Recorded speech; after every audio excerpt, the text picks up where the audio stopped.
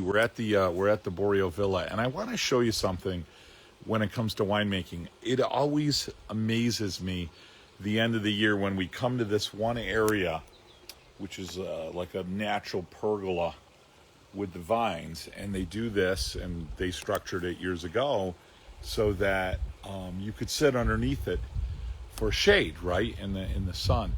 But there's vines here that grow, obviously, and they make grapes. And it is the most beautiful time to watch this. I just want to show you this. See this little, isn't that amazing? So you could see here, I wanted to do it a couple days ago and I missed it, but you could see there the flowers coming through. And then all those little green buds, if you will, those are your baby grapes. And they're all through here. It's so, absolutely, here, let me get you a better shot, sorry. It's so beautiful. Isn't that just gorgeous? So you've got these, old vines. We've got John Giavese, I believe we have a Zinfandel, then we have a Montepulciano. But, so we've got a couple of different varieties here. But when you look at this, you come here at the beginning of the year, and there's virtually nothing. You've got a couple of old vines, and then that's it. And this whole area is empty. And then what happens is you just see nature, and God do its work. It is so beautifully amazing. It's a little cloudy today. And the other part, which is great, is you watch these vines, they start to grow, and you can see, like these here, you see how they're dropping? So this thing was going straight up in the air. So if you watch these, you see how they just grow straight up in the air, and then they'll go about a meter, and then they get too weighted, obviously, and then they drop, and then you have to you got to weave these in, and the key here is wind. You want wind because moisture creates fungus and mold, and you don't want that, and you don't want to use a lot of spray. So sometimes you'll use magnesium or copper, so nothing toxic by any means. But the key here is you got to weave these. So Giuseppe and Luigi will show up here probably this weekend, and my arms don't work above my head because of some problems. But they'll take all of these and then weave all this in, and we'll get a few hundred. Isn't that amazing? Like a few hundred liters of wine out of this small square. Hey, I want to wave hi to you guys here.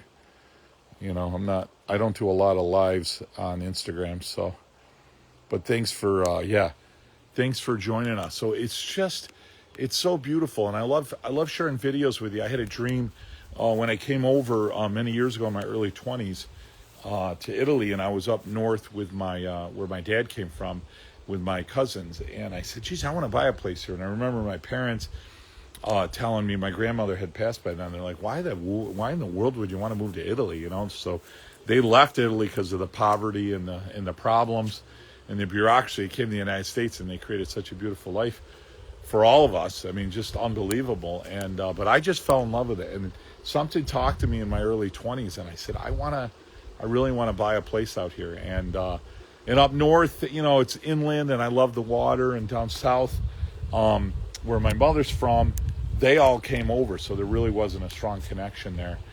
So I ended up coming in Puglia, and I love the Puglia area. When you look at Puglia, I like that it's still untouched.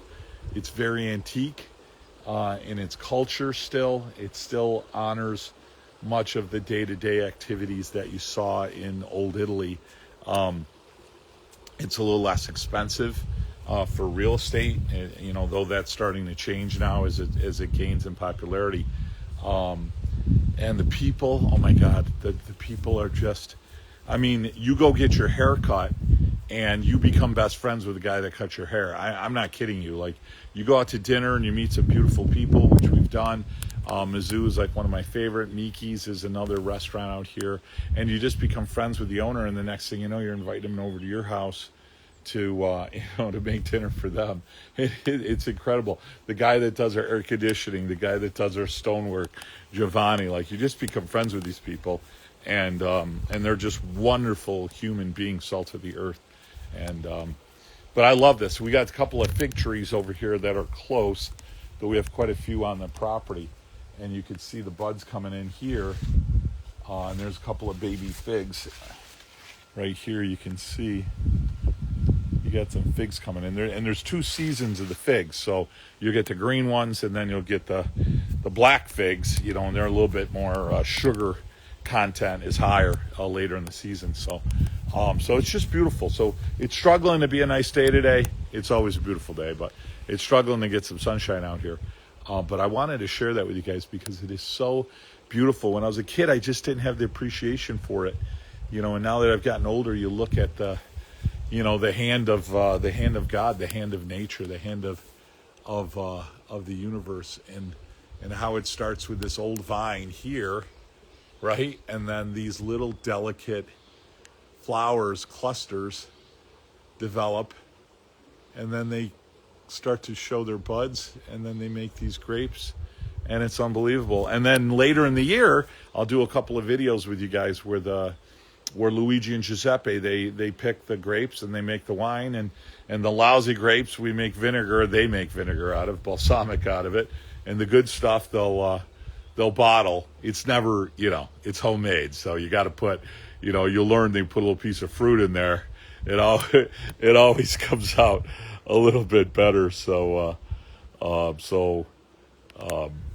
to make, you know, add a little sugar to cover some of the flavor of your homemade. So yeah, we're out here now. It's absolutely it's just beautiful, gorgeous. We got a lot of recipes. I just did a Filadini recipe, which actually comes from a Sardinian recipe that my grandmother used to make.